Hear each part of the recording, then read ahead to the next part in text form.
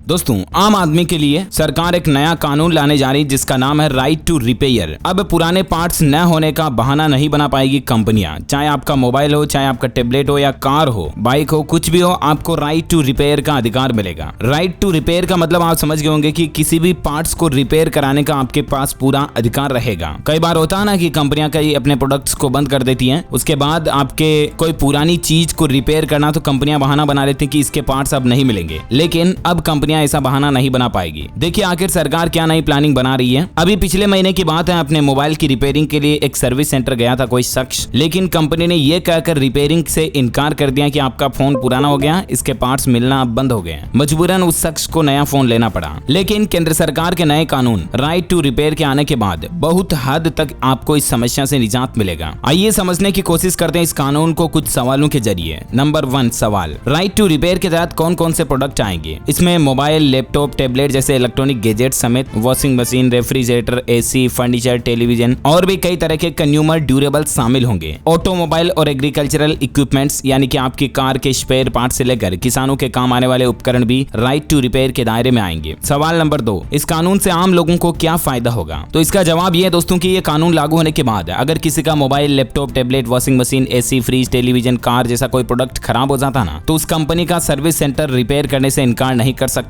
कि ये पार्ट्स पुराना है, उसे अब नहीं बनाया जा सकता या वह पार्ट्स अब नहीं मिलेगा। ये कहकर कंपनी आपको मना नहीं कर सकती है। कंपनी को गैजेट का वह पार्ट्स बदल कर ही देना होगा। नए कानून के बाद अब कंपनियों को किसी भी सामान के नए हिस्से के साथ पुराने हिस्से भी रखने होंगे। इसके साथ ही पुराने पुर्जों को बदलकर आपके खराब सामान को ठीक करने की जिम्मेदारी भी कंपनी की होगी। यूजर्स कंपनी के सर्विस सेंटर के अलावा कहीं भी अपने गैजेट्स को सही करवा सकेंगे। दरअसल कंपनियां किसी प्रोडक्ट के नए मॉडल या अपना ही कोई दूसरा प्रोडक्ट बेचने के लिए ये स्ट्रेटेजी अपनाती हैं कि पुराने प्रोडक्ट की रिपेयरिंग से मना कर देती हैं। ज्यादातर कंपनियों की ये मार्केटिंग स्ट्रेटेजी होती है। वो चाहते हैं कि पुराने प्रोडक्ट ठीक ही नहीं होंगे तो ऑटोमेटिकली कस्टमर जो है नया प्रोडक्ट खरीदेगा अपनी ही कंपनी का। तो इसीलिए सरकार ये राइट टू रिपेयर कानून लेकर आ रही है। सवाल नंबर 3 है कि राइट टू रिपेयर कानून लाने के पीछे मकसद क्या है? तो सरकार का इसके पीछे 2 मकसद हैं। पहला, ग्राहकों को रिपेयरिंग न होने की वजह से बिना जरूरत नए प्रोडक्ट खरीदने से मुक्ति मिलेगी, आपका खर्चा कम होगा। और दूसरा, इससे इलेक्ट्रॉनिक कचरे यानी कि ई वेस्ट में भारी कमी आएगी। क्योंकि कई बार होता है पुरानी एसी लग रही है आपके घर पर 4-5 साल पुरानी, अब अगर वो ठीक नहीं होंगी तो जाहिर सी बात आप उसे कबाड़े में दे दोगे। तो इससे हमारे देश में ई वेस्ट भी काफी ज्यादा बढ़ रहा है, ई कचरा, तो उससे भी निजात मिलेगी और आपको वो समस्या भी नहीं रहेगी कि आपको नई एसी खरीदनी पड़ेगी। समझ रहे हो ना? सवाल नंबर 4, लोगों को राइट टू रिपेयर मिलने के बाद कंपनियों को क्या करना होगा? इसका जवाब है कि कंपनियों को किसी गैजेट से जुड़े सभी कागजात और मैनुअल यूजर्स को देने होंगे। कंपनियों को नए के साथ पुराने प्रोडक्ट्स के पार्ट्स भी रखने होंगे। यूजर्स कंपनी के सर्विस सेंटर के अलावा भी और कहीं बाजार में, ऑफलाइन मार्केट में भी अपने गैजेट्स या प्रोडक्ट को रिपेयर करवा सकेंगे। इसके लिए प्रोडक्ट के पार्ट्स बाजार में भी उपलब्ध कराने होंगे। ये जिम्मेदारी भी कंपनियों की होगी। सवाल नंबर 5, क्या राइट टू रिपेयर जैसा कानून दुनिया के और देशों में भी है? तो इसका जवाब है जी हाँ। भारत से पहले भी राइट टू रिपेयर जैसे कानून अमेरिका, ब्रिटेन और यूरोपियन यूनियन के कई देशों में लागू हैं। हाल ही में ब्रिटेन ने भी एक कानून बनाकर यूजर्स को अपने गैजेट्स कंपनी के सर्विस सेंटर के अलावा किसी लोकल रिपेयरिंग शॉप पर भी सही कराने का अधिकार दिया है। ऑस्ट्रेलिया जैसे देशों में तो रिपेयर कैफे भी हैं, जहां अलग अलग कंपनियों के एक्सपर्ट इकट्ठा होकर एक दूसरे के साथ रिपेयरिंग स्किल भी शेयर करते हैं। तो इस तरह का सिस्टम अब हमारे भारत में भी लागू होगा। सवाल नंबर 6, राइट टू रिपेयर की जरूरत क्यों पड़ी? तो दुनिया में बढ़ते ई वेस्ट को लेकर एक्सपर्ट्स में बहुत चिंता है और इसी से निपटने के लिए दुनिया के कई देश अभियान चला रहे हैं, जिन्हीं में से एक है राइट टू रिपेयर। मामूली खराबी आने पर भी महंगे गैजेट्स फेंक दिए जाते हैं या फेंकने पड़ते हैं और इससे ई कचरा बढ़ता है। इसी से निजात पाने के लिए राइट टू रिपेयर कानून की जरूरत पड़ती है। सवाल नंबर 7, नया कानून बनाने के मसले पर कंपनियां क्या कह रही हैं? इसका जवाब ये है दोस्तों, कंपनियों का कहना है कि ये मसला बहुत जटिल है। तमाम प्रोडक्ट्स को हर बार रिपेयर करना संभव और सुरक्षित नहीं होगा। दूसरी तरफ वियना में एक प्रयोग में यह भी साबित हुआ कि सिर्फ रिपेयरिंग ही ई कचरे को काफी हद तक कम कर सकती है। 2021 में हाल ही में राइट टू रिपेयर यूरोप नाम के संगठन ने वियना शहर प्रशासन के साथ मिलकर एक वाउचर योजना चलाई। इसके तहत उत्पादों को फेंकने के बजाय ठीक करवा कर दोबारा इस्तेमाल करने पर 100 यूरो का कूपन भी दिया गया। लोगों ने इस दौरान 26,000 से भी ज्यादा चीजें ठीक करवाई और इस तरह वियना शहर का इलेक्ट्रॉनिक कचरा 3.75% कम हुआ, जो कि आंकड़ा बहुत ज्यादा है। ये भारत के साथ ही ज्यादातर देशों में रिपेयरिंग की ज्यादा सुविधा अवेलेबल नहीं है, या यूं कहें तो रिपेयर करना इतना महंगा है कि लोग मौजूदा प्रोडक्ट्स को फेंक कर नए प्रोडक्ट खरीद लेते हैं। लेकिन अब आपको ये समस्या ज्यादा नहीं होगी। सबसे ज्यादा ई वेस्ट कौन कौन से देशों में होता है, इसका एक चार्ट भी ग्राफ में आप देख सकते हैं। चीन और अमेरिका में सबसे ज्यादा ई वेस्ट फैलता है। उसके बाद जापान और भारत भी चौथे नंबर पर आता है। उसके बाद जर्मनी, ब्राजील, रूस, फ्रांस, इंडोनेशिया और इटली जैसे देशों में भी ई वेस्ट काफी ज्यादा है। तो हमारे देश में भी अब केंद्र सरकार सरकार जो नरेंद्र मोदी गवर्नमेंट है वो राइट टू रिपेयर कानून लाने की तैयारी में है। वैसे इस पर आपकी क्या राय और क्या विचार हैं? जिस तरह से आरटीआई का कानून आया था, राइट टू इंफॉर्मेशन, साल 2005 में ये कानून आया था, आपको पता होगा। उसके बाद से हमारे देश में सिटीजन्स, नागरिक को ये अधिकार मिला कि वो किसी भी गवर्नमेंट डिपार्टमेंट से भी या कहीं से भी किसी भी बात को लेकर इंफॉर्मेशन ले सकते हैं। तो इससे भी आम आदमी को काफी फायदा मिला, कई चीजों में ट्रांसपेरेंसी देखने को मिली, गड़बड़ घोटाले कम हुए। तो उसी तरह से अब सरकार जैसे आरटीआई था उसी तरह से R2R लाने की प्लानिंग कर रही है, राइट टू रिपेयर। इस पर आपके क्या राय और क्या विचार है, मुझे नीचे कमेंट करके बताइएगा जरूर। इस वीडियो को लाइक और शेयर करना और इसी तरह की काम की इन्फॉर्मेशन, एजुकेशनल अपडेट्स वाले वीडियो देखते रहने के लिए हमारे चैनल DLS न्यूज को सब्सक्राइब करके बेल आइकन जरूर दबा दीजिएगा, ताकि आपको रोजाना के ताजा अपडेट्स और काम की खबरें तुरंत आपके मोबाइल पर मिलती रहेगी। Thank you, take care, good bye, जय हिंद, जय भारत, वंदे।